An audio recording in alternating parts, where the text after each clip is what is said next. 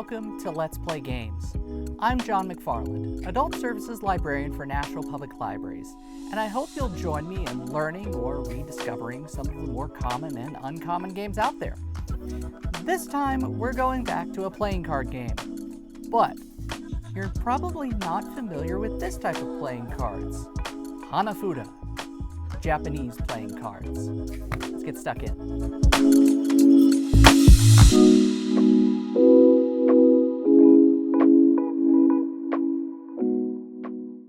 So I'm really excited to show these cards to you today. They're a different style than we're normally used to, but they're some of the easiest cards to play and learn. Why? Because they're picture-based, and the things we're looking for in this game is very similar to Go Fish. So if you know how to play Go Fish, you sort of know how to play this game. So there are 4 cards to each of these. I'm going to go ahead and space these out here. And they have a certain importance. They all correspond with the predominant flower or plant or tree of the month of the year they represent. So I'll go ahead and show you this one right here. This third one is the cherry blossom, which is predominantly in the month of March. So each of these has a particular cultural importance with the predominant flowers in Japan. And as this is a Japanese-based game, there's going to be a predominant Japanese feel to this one. So we have this spaced out, and they roughly correspond to the months of the year. And this is January through December. Now, the importance of this game is finding patterns, finding specific groups into a melded, so a grouping, that is referred to as a yaku. So we're looking for specific yaku. And you can probably see on these that there are some that have no designs, some that have these little strips of paper, some that seem to have birds, butterflies. Also, this, which is actually a container of sake, which will be a massively important card. So what we're going to be looking for are these simple groups of yaku. And I'll go in kind of a rough order. So you can have a certain number of the ones that have no design, just the plain image that you can see on February's, March's, April's, all the way down through December. There's 1 or 2 per. This is referred to as chaff. If through the course of this game that you collect 10 chaff, you actually have a point which could lead to the end of the hand. So I'll go into more detail here in a second, but this is the core element of the game, finding these groups of pairs. How do you do that? Well, what we're going to do is we are going to shuffle these up. And you're probably familiar with decks of shuffling. These are actually some almost plasticky clay kind of tiles. So because of that, I can't shuffle them the normal way. I do not want to bend these. You would not want to bend these either. So what you're going to do is you're just going to shift them around. And of course, the first time or two that you shuffle these and try and restack them, they're going to look a little unwieldy. But you would just organize these, make sure they all are in the same direction, collect another little group. And then as you get these together, you can also do the more Western style shuffling way of just taking a couple and kind of moving them around in your hand like that. You just have to be very careful you don't make a huge mess. So this is a total deck, 12 cards of 4 each, so 48. And the stack here will be in the middle of it. So the first thing we're going to figure out is who starts. So what you're going to do is you're going to have 3 of these. We're going to put them right at the top. And from here, you're going to select one. As this is a 2-player game, one of these will remain unused. So, how do you decide who goes first? You can do this a couple of ways. You can either pick the card that is closest to the month, because each of them has a specific month orientation. I always recommend finding something online just to look at a specific image while you learn the card patterns. I also recommend finding online, there are numerous places that have these yaku, or valid hands, in order to be able to win. So what you're going to do is you're going to pick one of these. So I'm picking this one, and the person across from me is picking that one. And let me just double check. I always like checking. So this one is August. This one is April. So you can either do closest to January, so that would be April, or closest to the current month of whenever you are playing. You can, as long as you agree upon it, it's whatever you decide. So what you're going to do is we're going to say that it's closest to January for this one, so I will be the dealer for this first hand. So this is played for a series of rounds. It can either be 3, 6, 9, or 12. 12 is a full game, so each of the specific months, that'll be that specific round. So it'll be a January round, a February round, etc. on down the line. You can also do the 6 months, which is a half year, 9 months, etc. So you're just going throughout the year. And what you're going to do is, there's going to be quite a few that are played here. So I'm going to place all of these face up so you can follow along a little more effectively. But traditionally, yours will be face down or visible to you. So we're going to do 1, 2, 3, 1. And you're going to place these in a 4 rows of 2.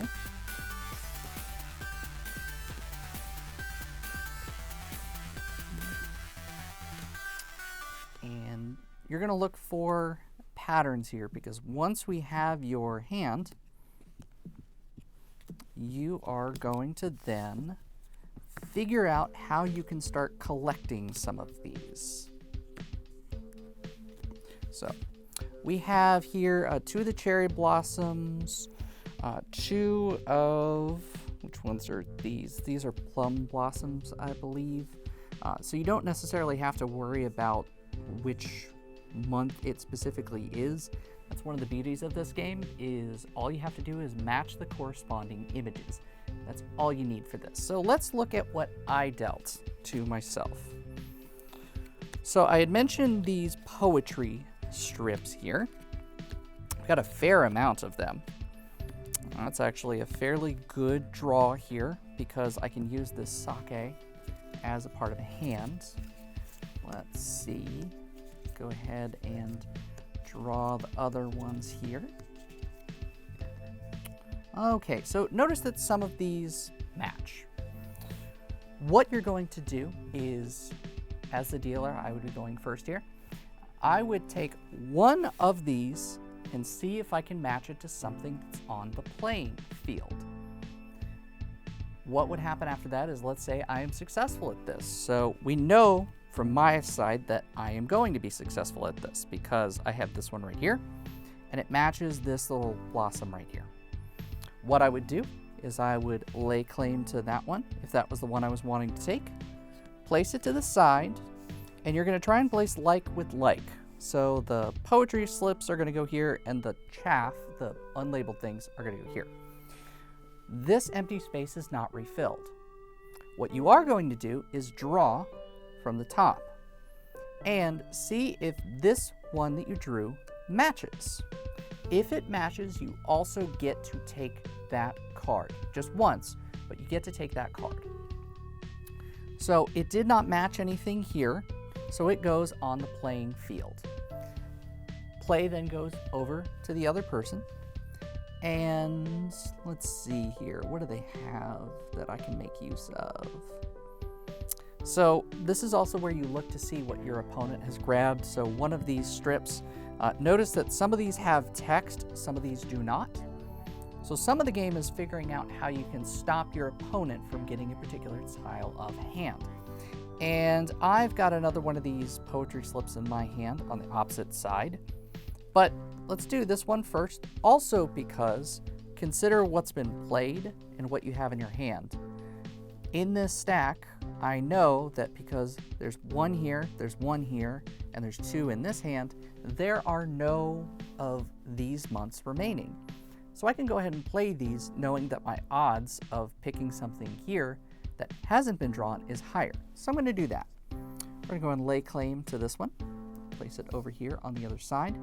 The non-image ones will go down here.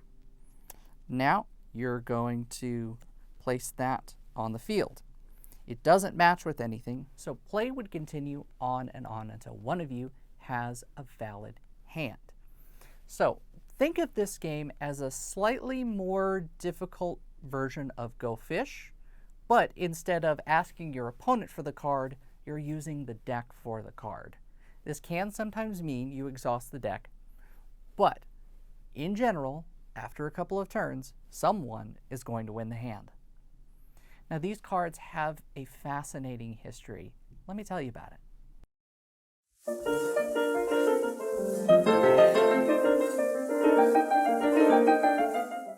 So this game has a niche and fascinating history leading up to it becoming one of the more popular card games in Japan.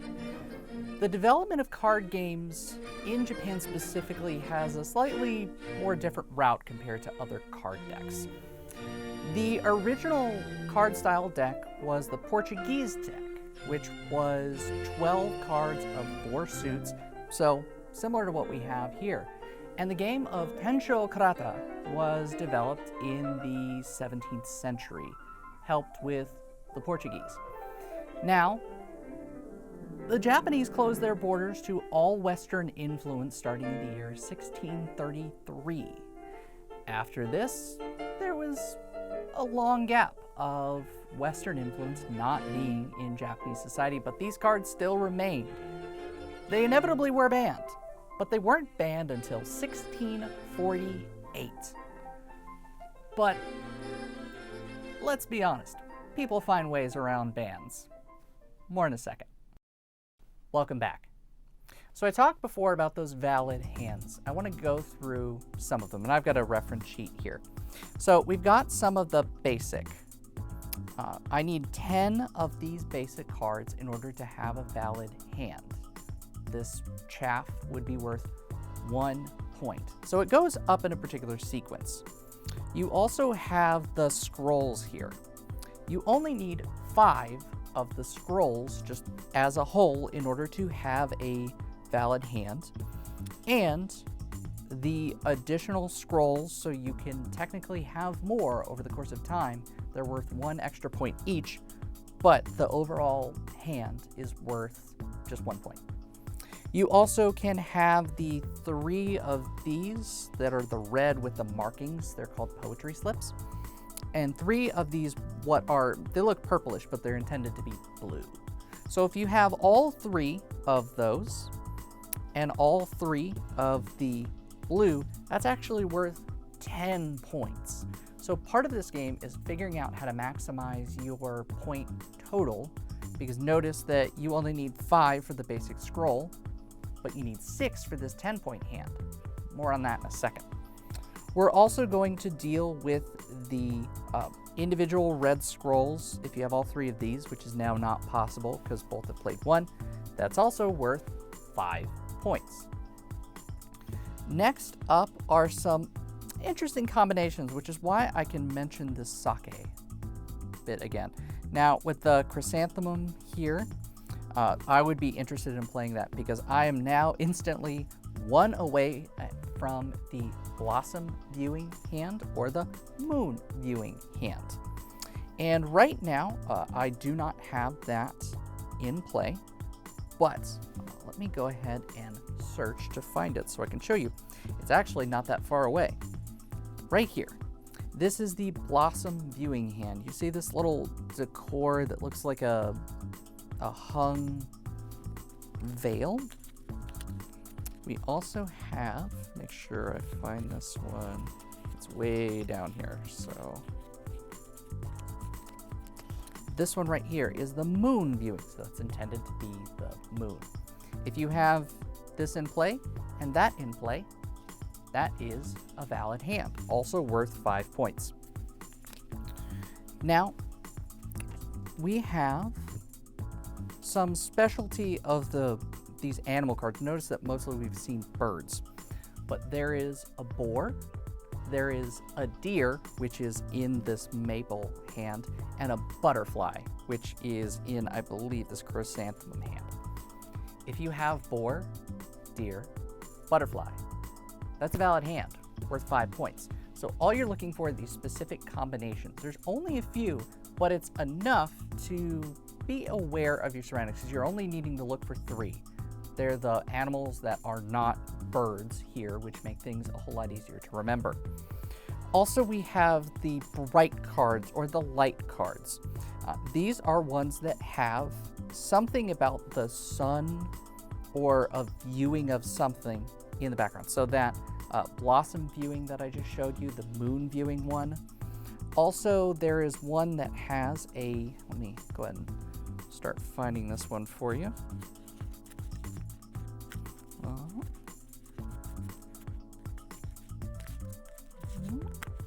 Here, it's like a stork with a little viewing. That is one of the other bright cards. And also, I think I skipped right past it too.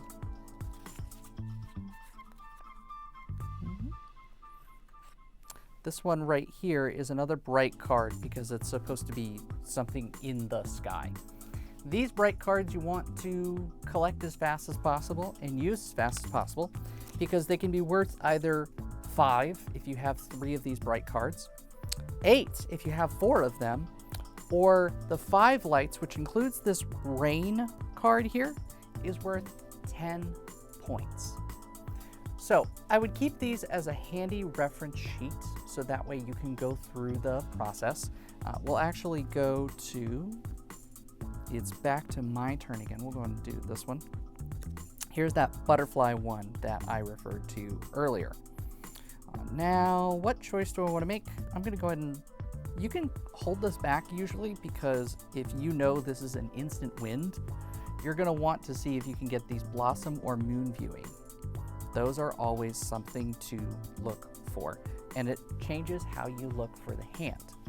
Once you learn how these work, it becomes a whole lot easier to look at the strategy of it. So I'm going to go ahead and do this butterfly that's right here. So this one will go into my chaff, and this one will go into my little animal category here. Now we're going to flip, and it is that blossom viewing card. So this is the first time we've had a card that is also on the playing field. What you do is you're going to actually take that with you, and now that is a bright card. That is another one of the chaff cards. Play will then go back to the opposite person. So they are going to look, see what's out there. They'll go ahead and do this one as well. So that'll be an animal hand, a poetry slip, and do chaff. We'll turn it over, and it doesn't connect to anything, so we'll just go out here on the playing field. Now I know what's out there. I have this one for the viewing cards. This is sometimes considered an optional rule because it's just 2 cards. It's very much on luck. Some people decide to play without these viewing cards. I personally like to, just because it can add a part of the game. So I'm going to go ahead and do that. Lay claim to it. I now have that viewing card, so I'm going to put that there. We're going to flip it over. Doesn't match in anything. So now we have a choice. We can decide to call it here.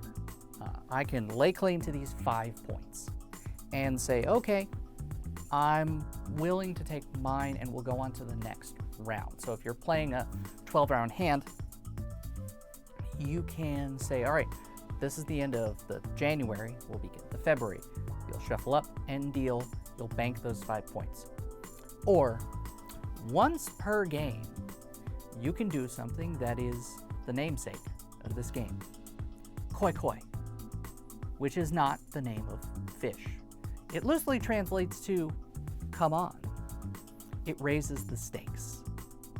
Let me step back, tell you a little bit more about the history of this game and why the stakes very much mattered. More on that in a second.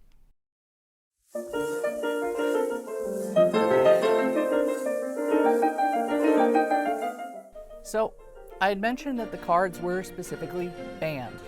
This led to a fun game between people and government trying to get around bans.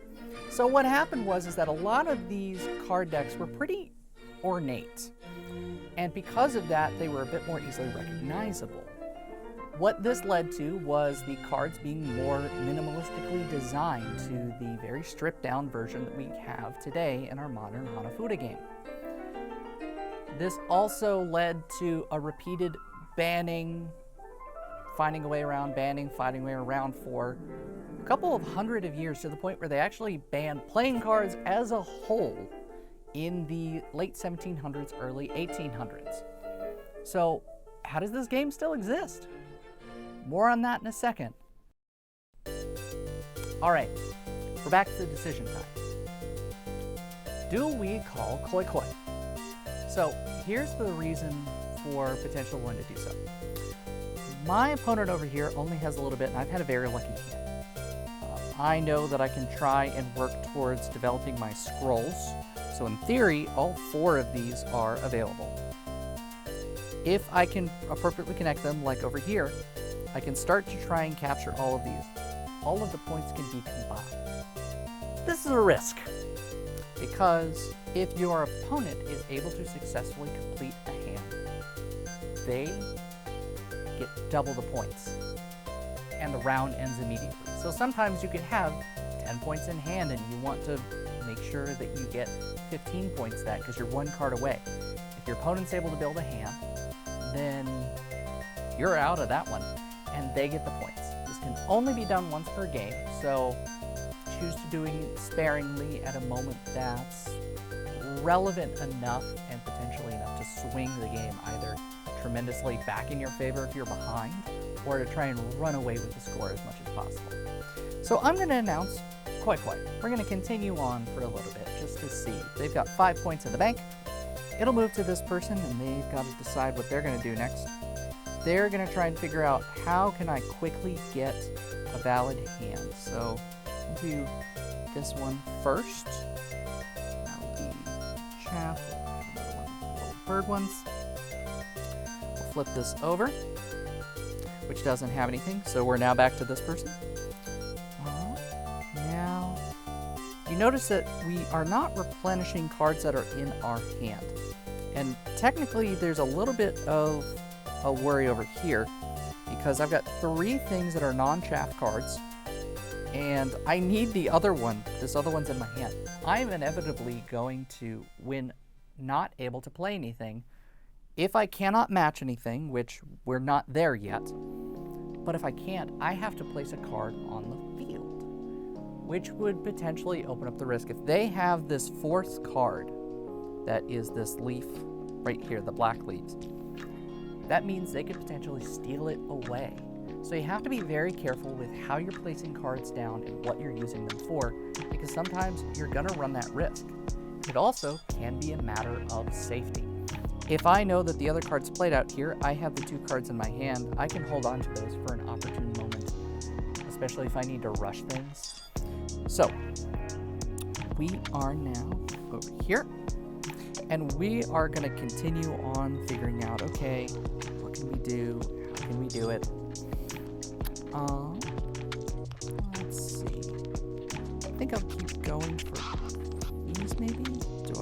If I had a rose, I would use that one right there. So we'll just go ahead and do this one right here. It's our 3rd one. It's our 4th one. We'll flip. No match, so we'll keep going on. This person is trying to wonder what to do. They do not have anything because I just took that purple one. So they're going to have to place something out in the field, and that will just be the end of their turn. So they'll place that chrysanthemum out there. They've already gotten one match. What's another one going to hurt? Here, they've got the opportunity to get the boar. So if they can get the deer, they will actually have another hand. They're also at the scrolls point here. Now, person on the other end, flipping stuff around before I'm ready to. There's nothing they can do, so they're going to just place this chaff one out here. And now, this person is able to do pop. Pop. Let's double check to make sure I haven't gotten another Yaku yet. I always get there with the scrolls. Yes, so 5 scroll cards leads to our next point, which ends the game. That means we have the 5 points from here and the 6th point from here. So by making the hand longer, I have been able to continue on with the process and score just a little bit more points, but I can't call Koi Koi for the rest of the game. At this point, we would shuffle up and deal, and the process would repeat over again, looking for those hands. So points can swing fairly wildly over the course of a game. Now, I do want to talk about some circumstances where there are special ways to get points right before we even start. So there's a lucky hand. Notice I've got these 3 that are actually of the same month. I did not have the 4th one. So if I had, let's see where it's hanging out at. I always forget what the last one looks like. So this one that was all the way at the bottom. If you have this in your initial deal, and you get those first 8 cards, it's actually instantly worth 6 points. And you would call this out saying, hey, I have what are called 4 hands. That would be instant ending of the hand. It's one of those things that just happens randomly. It's luck-based. It's also an accounting of technically being a slight disadvantage of if all 4 are in my hand, I can't play them out on the field. Oops. So what we're going to do here is also there's one more instance, and it involves the sets of cards. So let's say that I had a lot of these matching pairs in hand. So this is referred to as a sticky hand. So let's say you had one, looks like, and this would actually count for double because it would be all of the blossoms here. 4 sets of 2 cards. That would be referred to as a sticky hand, which is also, again, incredibly luck-based, but it is an instant 6 points. You move on to the next round. This is one of those games that happens fairly quickly. You can add up scores quickly once you know what you're looking for. Keeping your eye out for the scrolls or the boar, deer, and butterfly, which let's see how far down the deer was. Deer was about 4 or 5 cards away. So it would look like that together.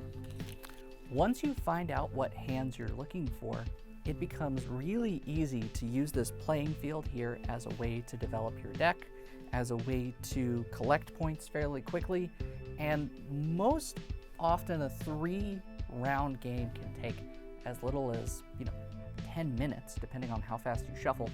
Even a 12-round hand, which can sometimes seem daunting and points can get fairly high, still only takes maybe 30 minutes. And this is also a really good way to teach learning by imagery. And if you already know rules like go fish, you are already ready to play this game with just some added spicy nuance rules.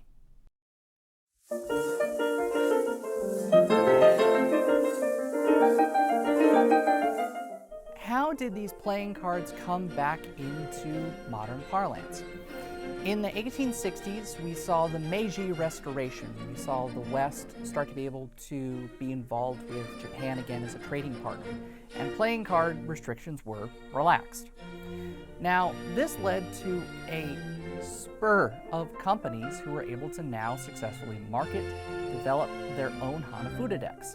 One of these companies was by a Mr. Yamauchi, and he founded his small playing card company, Nintendo. So Nintendo did not get involved into the video game market until the 1970s.